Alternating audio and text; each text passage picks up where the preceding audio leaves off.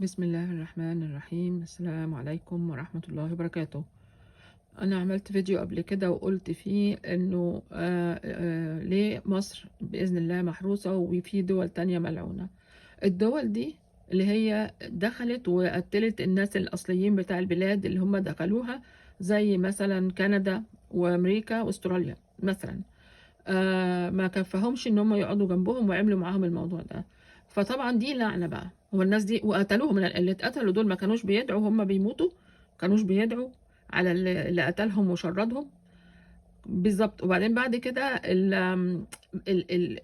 البلد نفسها بعد كده بقت تمص دم الشعب نفسه.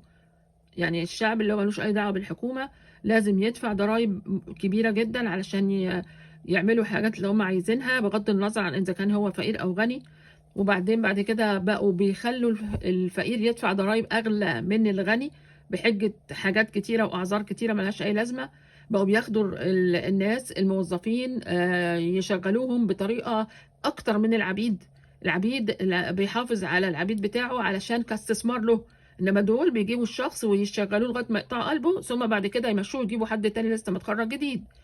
وعارفين كده، والكلام ده رسمي ومكتوب في الورق عندهم للمديرين والناس اللي زي كده.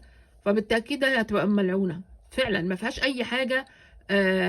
يعني بتتعمل صح من ناحيه الفلوس وكده. ربنا يحمينا جميعا.